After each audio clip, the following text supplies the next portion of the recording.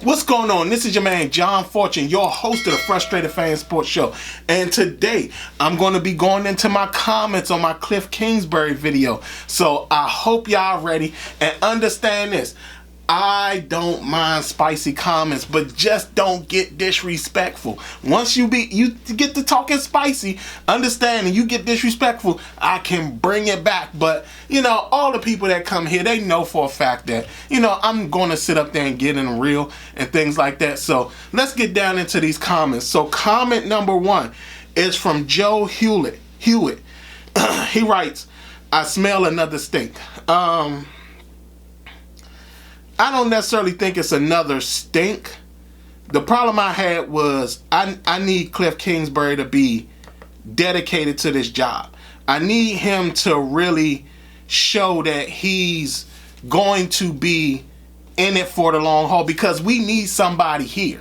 Like, I love what Dan Quinn said in his press conference, because he did a lot of the things that I wanted him to do, which is he didn't put a timeline on anything. He said it was going to take some time. He did use the word recalibrate instead of rebuild. I understand that. That's so you don't scare off free agents or people like Jonathan Allen thinking that, you know, I don't want to go through a rebuild. So again, you know, I understand why he's using that terminology. But the problem I had with the Kliff Kingsbury thing is that, you know, it just didn't make any sense, because it was said he was hired as the Raiders offensive coordinator, not that he was still in negotiations. Not only that, there wasn't much talk of him coming here. Another issue I had was, why go through all the stuff with Ben Johnson if you knew that Kliff Kingsbury was going to be your guy? Or that even with that, why was you not openly negotiating with Kliff Kingsbury, knowing he was negotiating with the Raiders as well? Like, there's nothing that says that, you know, you can't negotiate with a guy who's not even in the NFL. He was in college. He wasn't even in the NFL. Why you couldn't be sitting there trying to still negotiate with him as well? Because he could have been on your list and somebody else's list. It wasn't right to sit up there and put the Ben Johnson stuff out there. He wasn't answering. He canceled the meeting through text message and all this type of stuff. That's not cool. So again, if Kliff Kingsbury was going to be your guy, then guess what? You didn't have to go through all that stuff with the Ben Johnson stuff. You didn't have to worry about the fans wanting to go from, okay, Ben Johnson didn't want us, now we're going to go to Mike Macdonald. Oh, Mike Macdonald sat up there and took the job in Seattle. Now what? You know, so y'all didn't have to go through all that. But again, it was just one of those things where, even though Kliff Kingsbury is the offensive coordinator, it just seemed kind of wild that, you know, the focus was more on the factor of, you know, what happened with other coaches, instead of just saying, hey, you know what, we wanted Kliff and this was the guy we always wanted. But from my understanding, he was already, like, the way they were reporting it initially, he wasn't in talks. He was actually he was going to be their offense coordinator, and I didn't think that was right. So that's that. The next comment is from Alfonso Stewart. Bruh, every time I tune in, you're saying something negative. There's never a positive take from you ever. Shaking my head. As I can see, one of my day ones, in fact, my first day one person actually responded to Alfonso, Certified.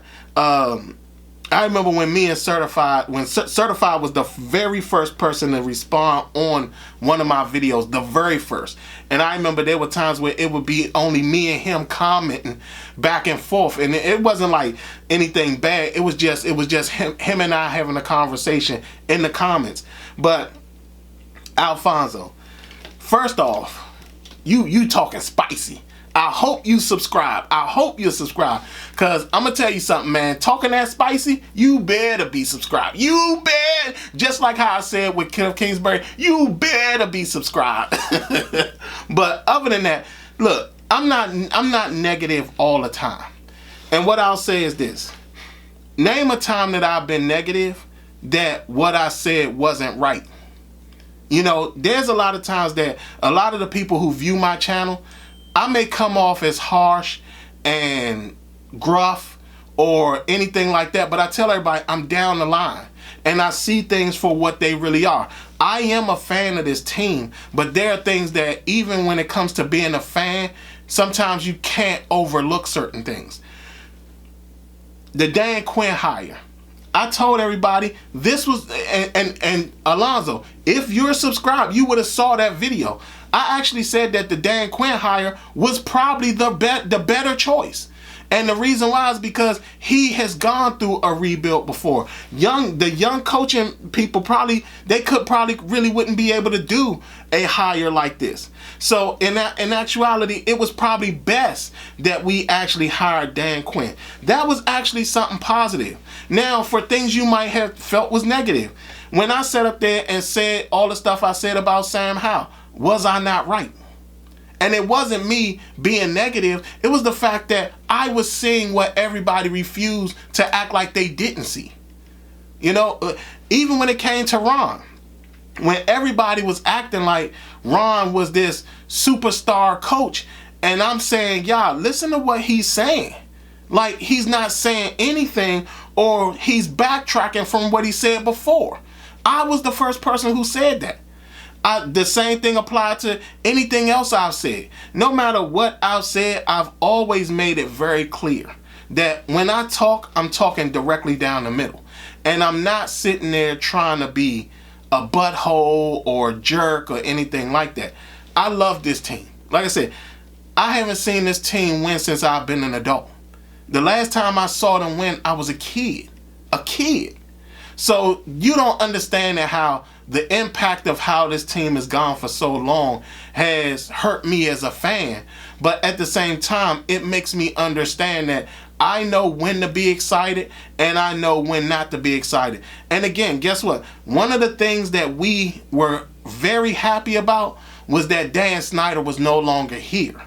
And a part of him no longer being here also meant that we were going to get rid of the drama that came along with it. Now, again, there are reports that's coming out that's saying that Kliff Kingsbury wasn't actually hired. He was still negotiating. But even with that, why are you negotiating so long? You know, like, that's crazy. But Alonzo, I want you to go back and look at a lot of my videos. And I want you to see that I'm not as negative as you want me to be or as you think I am. I'm actually more positive than you can imagine. What I do is I point out a lot of stuff that at the end of the day, a lot of fans want to ignore. And there are things that for me, I'm not going to ignore because it would not be right to sit up there and do a show or do a YouTube channel and not be honest with y'all. Because if I sat up there and I did something that was on the level of dishonesty, understand there's a lot of stuff I would do. I would make y'all feel good about the team every year. Every year. I would tell you that this team is going to go 12-5 every year. I would tell you that every coach they got on their staff is the best coaching staff there is. But I don't do that. I give you the actual truth and the realness to it. And understand this.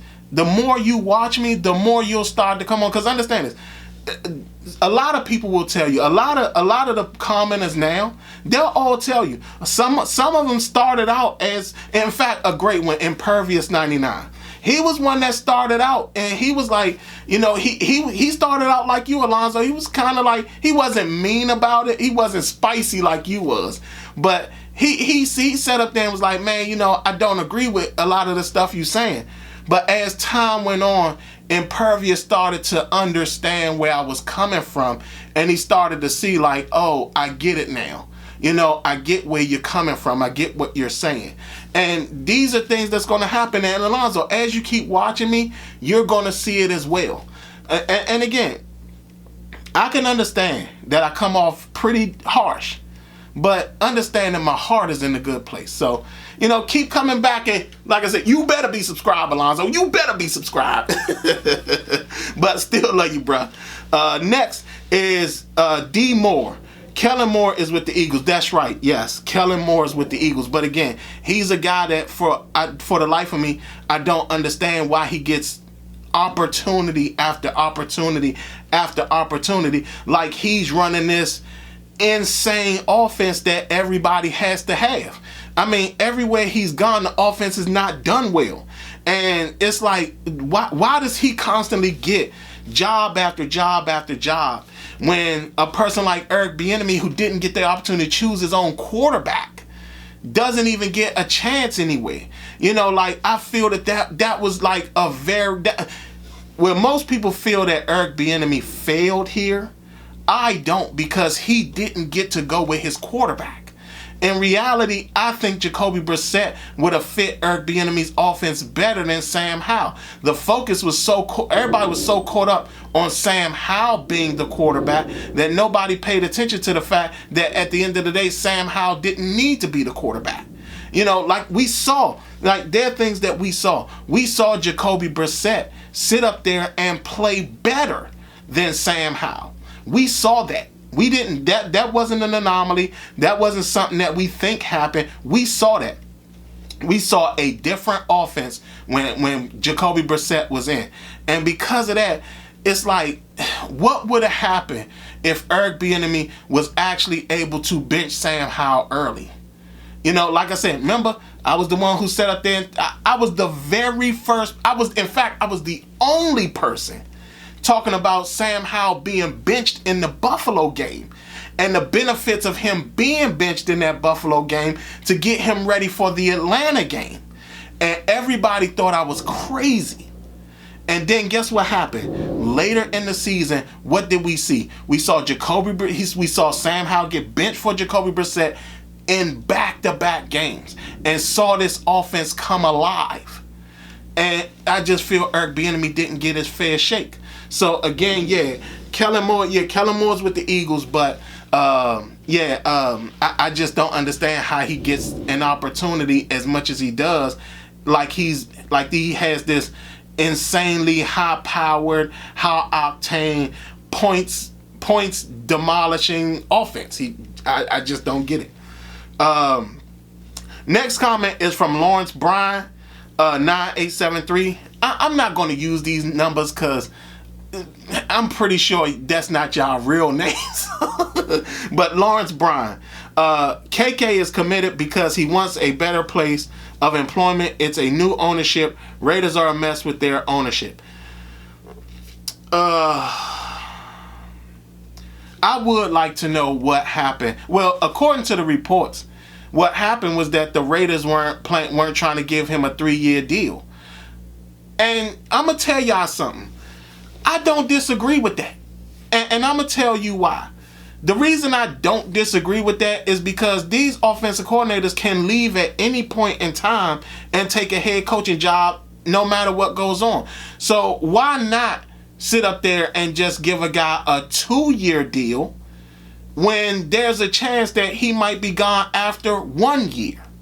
You know what I'm saying? Because, he voids his contract. I guess technically you will void the contract, but we don't know what the contract says.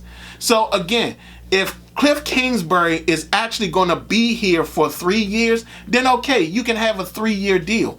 But if there's a chance that you're not going to be here for 3 years, of course I understand coaches and of course I understand owners only giving 2-year deals. I get that.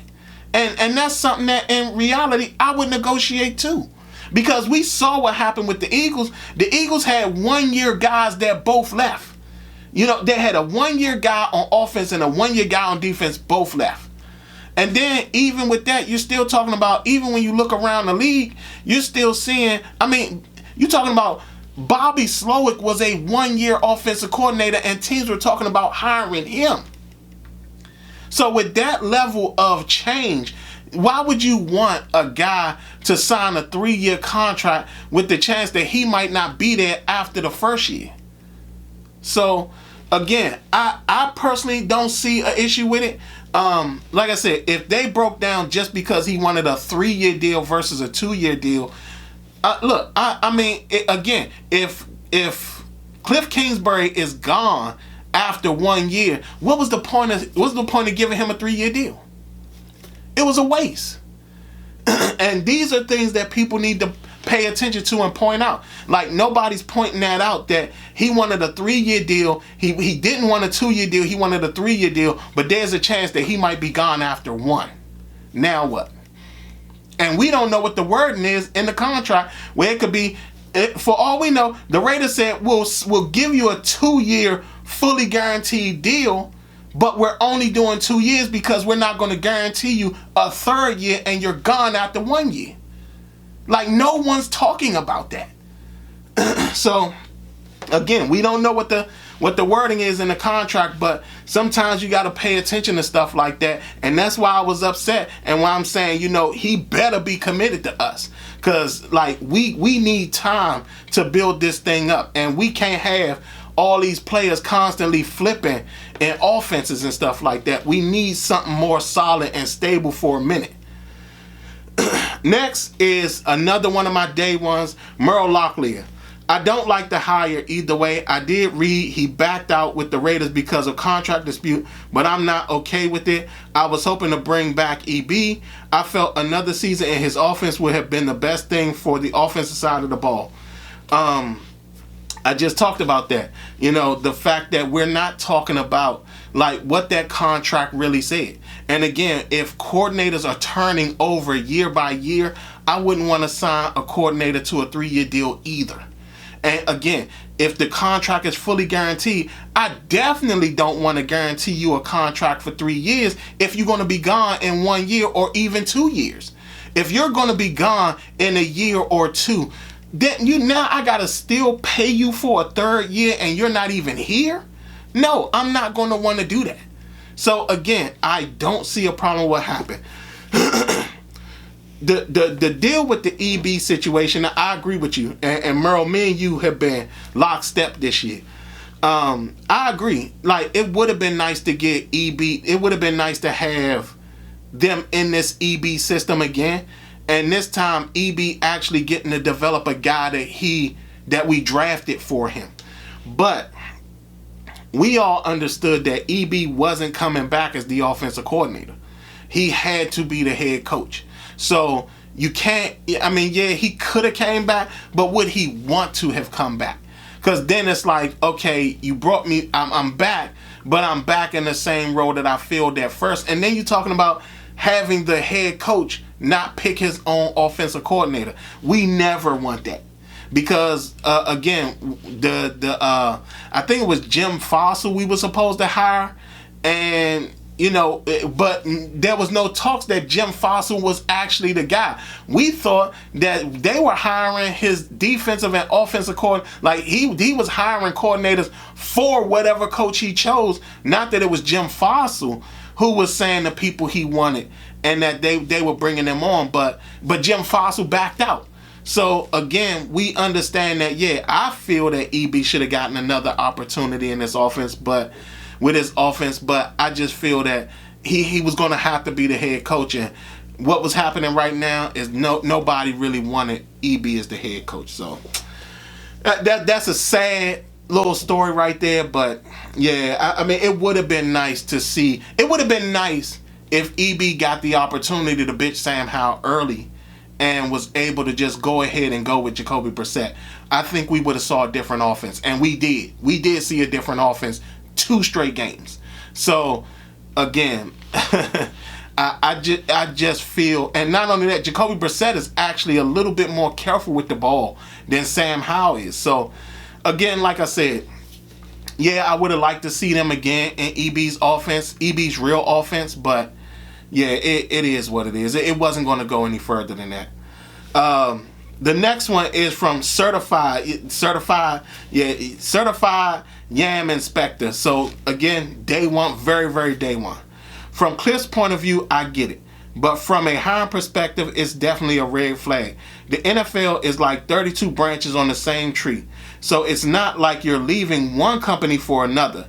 It's just a bad look. Josh Harris's way of doing business so far has not been impressive. He doubled down on his mistake of not getting Ben by using shady tactics to get Kingsbury. As a fan, I'm thinking like the great Malcolm X, by any means necessary. So, certified, you funny for real. I get it. Like I'm with you on that. Like, yeah, that's almost like a Dan tactic, right? You know, when you really think about it, that was the one thing that we liked about Dan. If a certain guy was Dan's guy, or Dan wanted somebody, Dan was going to get that person. He was a great advertising guy. So he knew how to get guys to believe in what he wanted. But with that being said, yeah, it's very shady because, and I just talked about this a couple of comments ago, where we don't know what those contracts read. And again, it to me, it came off as bad. You know what I'm saying? It just came off as bad. It came off as ugly. You know, and again, it's Antonio Pierce. You know, Antonio Pierce, now he has to go out there and find somebody else. Now, I will say this as well. I do think that with Kliff Kingsbury, because of his history with certain quarterbacks, he's worked with Patrick Mahomes, Johnny Manziel, Kyler Murray, and now Caleb Williams. What do all four of those guys got in common? They're all able to create even when the play breaks down, right? That means that his offense and the way he coaches is specific to those types of players. And if his offense and the way he's coaching is specific to those type of players, that means my favorite guy, he can't come here, and Michael Penix can't come here. That also means that Drake May is not coming here because Drake May doesn't make all scheduled plays like anybody else. He's a system guy, and he's a guy that needs to develop. So you're going to have to get Caleb Williams, or you're going to have to get Jaden Daniels. That's your only options when you think about the history of quarterbacks he's dealt with or he's utilized. I mean, you could probably go with Cam Ward. No, Cam Ward, I just found out Cam Ward is actually going to the Hurricanes. But you can go with maybe Joe Milton, but Joe Milton isn't that great of a passer. So you can go with other guys, but right now the only two guys that make sense when you think about a Kliff Kingsbury offense is in fact a Caleb Williams or a Jaden Daniels, and that's it. You know, there's nobody else that you can think of in that span, because you're talking about, again, his history is guys like, again, I railed them off. You're talking about Johnny Manziel, Patrick Mahomes, Kyler Murray, and Caleb Williams. If you see a guy has a history of the type of success he's having is based on the type of quarterback he has and the abilities that quarterback has, you can only sit up there and say those are the type of quarterbacks that need to be in the system. Based, again, that goes to my SSM metric, scheme, skill, need. And for what it seems like, whatever scheme Kliff Kingsbury is running, he needs a quarterback that has those similar skills to be successful in his offense. Next is from Lamont BG. John, you ain't going for much. Kingsbury was a tough pick for me also, so I don't know the business end of what happened. I just didn't know that he interviewed already. So yeah, I'm hoping he does his thing and gets mistaken for a horse because he's not running his mouth too much. I love the Scarface reference. Let me tell you something. Scarface references, that gets to my heart. That's one of my favorite movies, and I love that. That's a great reference. That's a great Scarface reference. Again, I've said this already. You know, we don't know what the contract said. We don't know what the contract was. According to reports, it's saying that he wanted 3 years, and the Raiders were only willing to give him 2. It might have been a situation where the contract was fully guaranteed for 2, but again, when you have this revolving door of offensive coordinators, you don't want to sit up there and put all your money or tie a guy up and you still got to pay him and he's already gone. You know, they deal with that with the players. where they got to still pay a lot of these players, even though they cut them or they went somewhere else or whatever. You know, like they traded them, they still got to pay some of these players. So you're not going to want to do that with a coach too. So again, understandable. I mean, hell, you saw even with the Commanders, they set up that they fired Mike Shanahan and still had to pay him because he had signed I think it was like a 5-year deal. He still had a year on his deal. So you talk about so many things. Look at Ron Rivera. Ron Rivera got fired, and I think Ron Rivera's deal was 5 years. So they still got to pay him. So again, I mean, Jay Gruden, they fired Jay Gruden mid-season. They still had to pay him. So you can fire whoever you want to fire, or whatever can happen. But if a coach leaves, the last thing you want to do is have to keep paying them. So, like I said again, like I said, my concern is the thing, because I need somebody here that's going to be here for a while. Because again, when you're talking about bringing in a new quarterback and him having to be developed and everything, you're going to need somebody that's going to be here for a minute to help that development, to help that guy grow. Because again, we can't depend on Sam Howell, and it's going to be a tough road, and we need at least 3 years out of a guy to sit up there and actually see a level of success that we're really looking for. Because again, you look at Detroit, it took Detroit about 3 years, about exactly 3 years.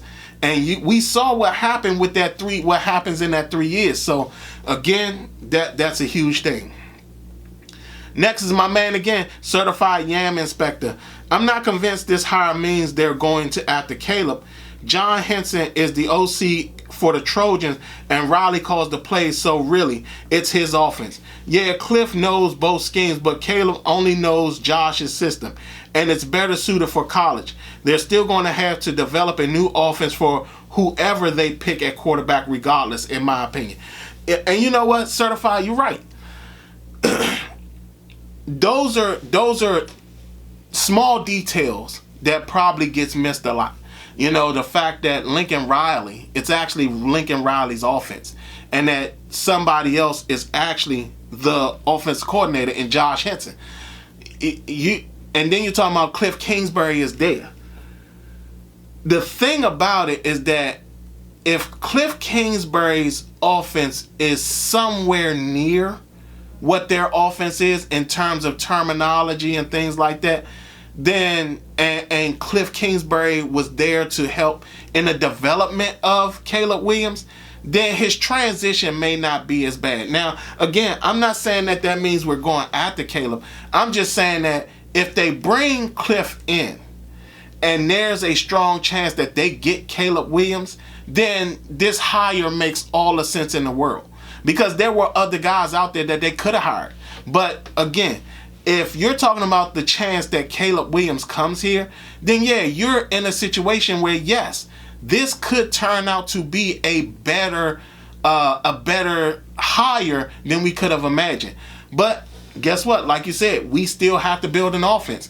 He already has an offense. It's based off the air raid system, which is the way it look in USC. It comes off as air raidish, but it looks different because Caleb is so diverse when it comes to being able to get out the pocket, extend plays, and things like that. So it doesn't look air raid-ish as people may, as you would expect in regards to like a guy like if you had Michael Penix in the system and he was in that air raid system. You're talking about the system would look completely different. But with the fact that Caleb has all these abilities, that's probably why the system looks different. And again, he's used to working with these type of quarterbacks. So the only other guy that has that type of ability is Jaden Daniels. So it's going to either be Caleb Williams or Jaden Daniels. And we saw that LSU offense doesn't look anything like the USC offense. So again, we'll definitely see where this goes. Next is a comment from Kenny Davis. Man's where he want to be, bro. And yeah, and I hope so. And I hope he's here. I hope he stays here. And I hope he stays here for a minute. Because again, that's what we need. We need that commitment. We can't have a guy come in and roll out. a lot of the veterans currently on our team, a good example of that is a guy like Terry McLaurin. This is another reason why you put Terry McLaurin in that elite conversation. Terry McLaurin has been here for several different offenses. Several. And the thing about that is that it's hard to pick up an offense after an offense, after an offense, after an offense. And you're talking about this is going to be one where he had to pick up a different offense 3 consecutive years in a row. So he went from Scott's offense to EB's offense, now to Kliff Kingsbury's offense. Like, at some point, a guy just gets tired of being interchangeable when it comes to offenses, and that's not fair. So again, this is why I want a guy who's going to be here for the long term. Like, we can't do somebody that's going to be here for a short term. So, hey, it is what it is, but that's what we need. Next comment is from Awesomeness Sports. Awesome video. Thanks, Awesomeness. I really appreciate you always commenting. I see your videos and everything, and I actually subscribe to you because why not? You know, you support me, I'm going to support you, and I really appreciate you a lot. Next is from Lawrence Bryan. It's a new start from scratch. Is it really? Is it really a new start from scratch? Because Dan Quinn has made it very clear that this is a recalibration, not a rebuild. So, but we know it's actually a rebuild. But again, look at some of these players and the transitionings that they're having right now. You know, we don't talk about the other one is that, you know, I talked about Terry McLaurin. I haven't even talked about people like Brian Robinson. He's going to be transitioning into his 3rd offense and only 3 years of being in the league. So he's transitioning into his 3rd offense. You're talking about a lot of the, like, you're now talking about on the defensive side, they're going to be transitioning into a new defense. You know, so this is one of these areas where, you know, yeah, we're starting from scratch, but we're starting from scratch and we have a lot of guys that are going to be transitioning, that's going to be making a 3rd transition. And it's like, well, where do I place now? And we have a lot of guys that are free agents. Another one, Jahan Dotson. Jahan Dotson is another. He's going to be transitioning into his 3rd offense this year. So, and only 3 years of being in the league. So that kind of change is detrimental when it comes to players' long-term success. So hopefully he's going to be here long-term. That's why I said he better be committed, because we need somebody that's going to be here. He wanted a 3-year contract. We need him to be here for those 3 years, period. No taking a job, no getting excited about a job, because understand, next year there might be 3 available jobs in the NFC East alone. So yeah, we need somebody committed here. Next is Andy Lockhart. I've read that Kliff's contract negotiations broke down with the Raiders. And again, I said this earlier because I think it's pretty much answering your question. Yeah, it broke down, but what was, if you adding a year was the reason it broke down, are you committed to those 3 years?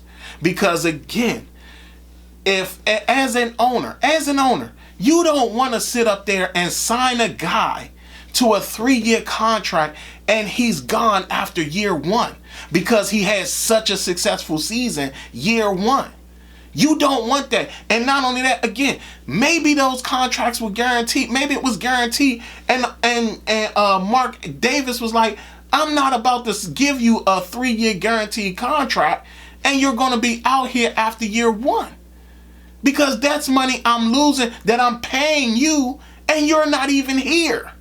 So we got to see like, I'm pretty sure, like, if Mark Davis wanted to be a jack or a butthole, he could easily sit up there and say, yo, the reason why is because, yeah, the contract was, I mean, it ain't even got to be a butthole thing. He could just sit up there and say, yeah, it broke down because he wanted a 3-year guaranteed contract. And he could be saying exactly what I said. These coaches turn so often. I was willing to do a 2-year guaranteed contract, but I wasn't willing to do a 3-year one. And again, If Washington gave him a 3-year deal, and again, we don't know what the details are, but I want him to be here for those 3 years. He wanted a 3-year deal. He should be here for 3 years. He should not be looking for other jobs. He shouldn't be interviewing with other jobs. And like I said in my last video, we need him to have that level of dedication that Ben Johnson has for Detroit. And go from there. That's pretty much it. Next is D Moore. I was just thinking about EB, about how EB is considered ruined because it didn't work out with Sam Howell. Crazy to me, especially because when was Sam considered an upper echelon or franchise quarterback? I said this. EB did not get a fair shake at all. People can say that he did, but he didn't. He didn't get to choose his quarterback. And because and I could see if we went these 17 games and never saw Jacoby Brissett. The problem is that we saw Jacoby Brissett in back-to-back games. We saw this offense and what this offense looked like with a competent quarterback at the helm in those 2 games. We almost won both of those games. Almost won both of those games. And you're talking about, imagine if Jacoby Brissett comes in a little earlier. We win those games and we don't have the number 2 overall pick. So that played a very key role in this whole thing. Not only that, you're talking about there was a chance that we would have beat 2 playoff teams. We would have beat the Rams and the 49ers. Do you know how crazy that would have looked? How crazy that would have looked. And I just feel that what happened was that there was this whole thing of pushing for Sam Howell to be the franchise quarterback. So we're developing Sam. And they didn't tell EB that the whole season was going to be focused on developing Sam. And EB at some point was like, look, I got to save myself. I got to let people see what this offense looks like with a competent quarterback in it. And Jacoby Brissett came in, and guess what? That offense looks completely different from when Sam was in it. And that's what I'm saying. EB did not get a fair shake. And people can sit up here and talk about how terrible he was. He wasn't the one that was terrible. It was Sam. And a lot of people are still on the Sam Howell thing. They want to victimize Sam Howell, when in fact, he wasn't a victim at all. His demise was his own doing. He was the one holding the ball too long.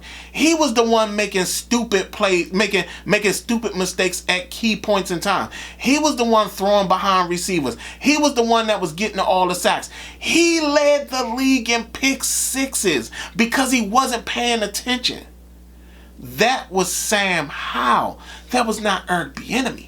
And understand this whole thing about, well, Sam Howell shouldn't have been throwing that much. All y'all were celebrating the fact that he had these gaudy numbers when he was throwing so much.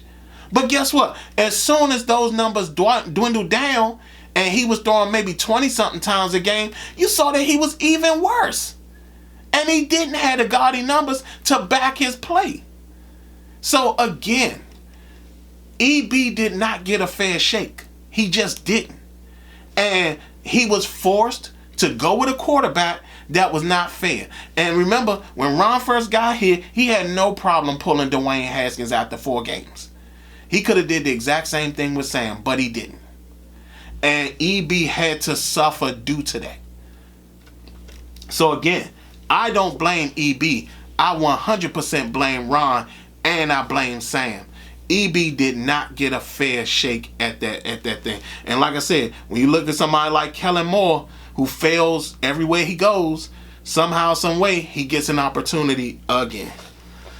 I want to know what the Eagles fans think about that hire. Like, I really want to know what the Eagles fans think about that hire, because they beat Kellen Moore several times when he was the offensive coordinator for the Dallas Cowboys. So I really want to know what the Philadelphia Eagles fans think.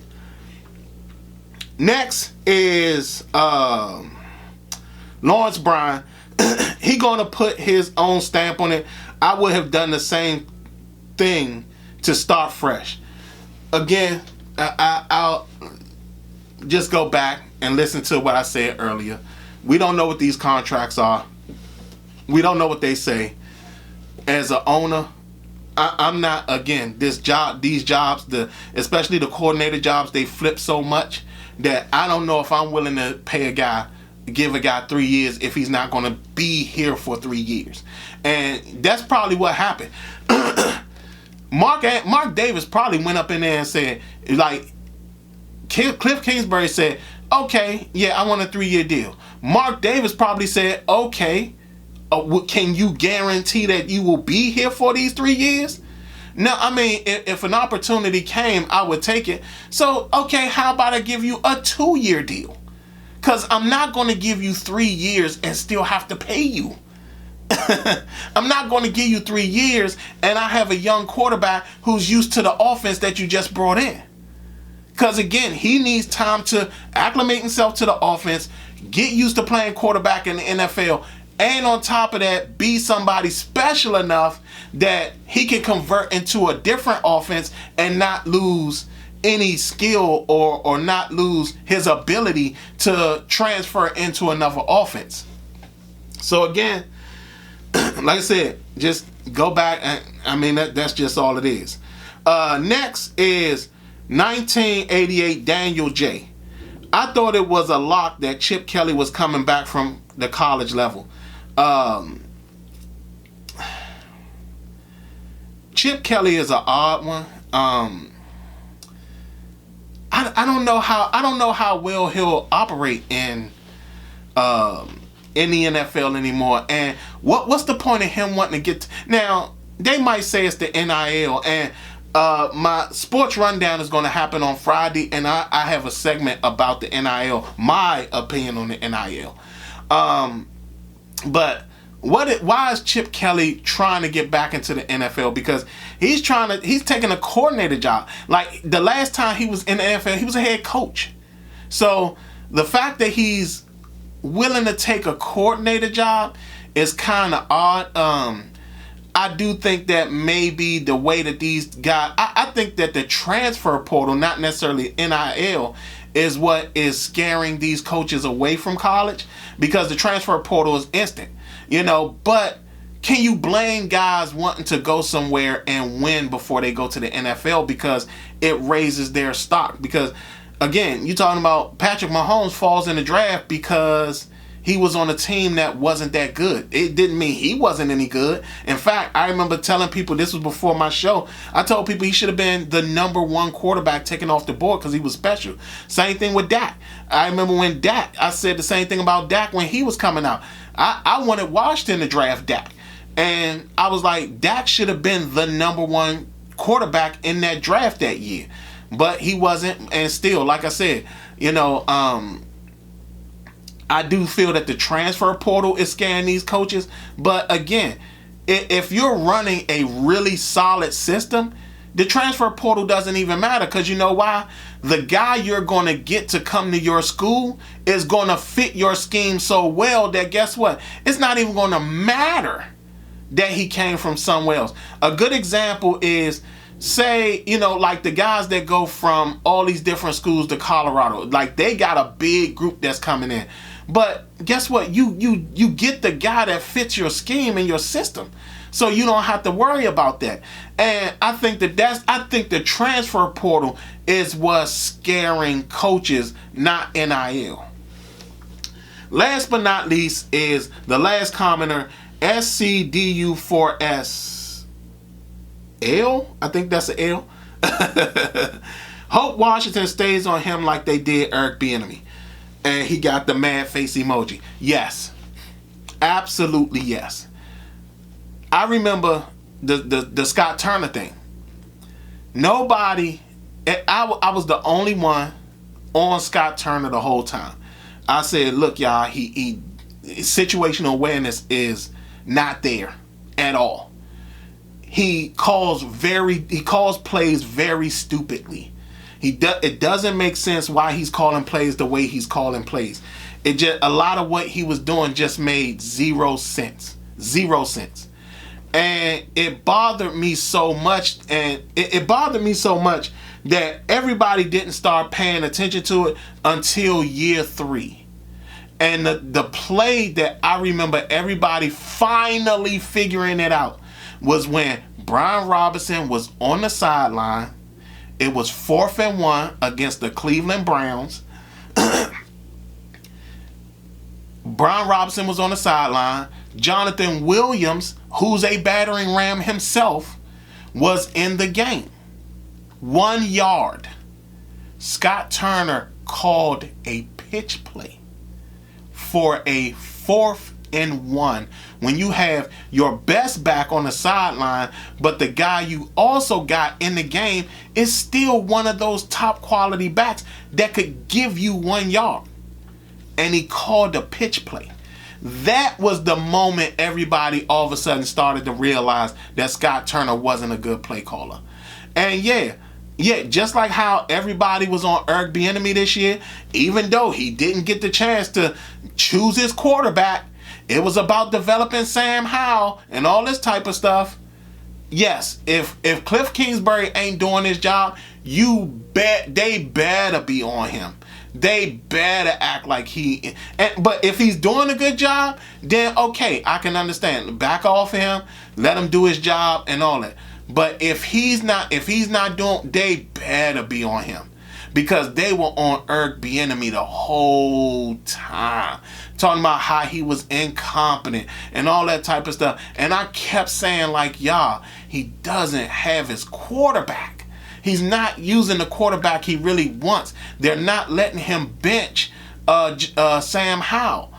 Like I said, again, if we didn't get those 2 straight games with Jacoby Brissett coming in after they benched Sam Howell, imagine where this team would have been. The problem was that we probably would have gotten another year of Ron Rivera. But even with that, we probably would have been okay with Eric Bieniemy being the head coach. But to me, he was put in a situation where he was purposely meant to fail. And I think that was done on purpose. That's just me. Because Ron was sitting up there making little comments and stuff. Yeah, the player said he's too tough. And this is coming from the coach that had the nerve to stand up in front of a team of veteran players who were actually a very solid team and telling them, y'all need to listen to me because y'all went 3-13. Yeah, that's the guy who was talking about it, how players were complaining about Eric Bieniemy's hard coaching. But that's it, y'all. Those are all the comments. Y'all tell me what y'all think. How do y'all feel about what I said? How do y'all feel about the contract thing that I just brought up, about the fact that maybe the 3-year deal was a guaranteed deal and Mark Davis probably didn't want to pay another year for a guy who wasn't going to be there? Y'all tell me what y'all think. Other than that, this has been your man, John Fortune. I will be back for the Sports Rundown on Friday. And this is the Frustrated Fan Sports Show.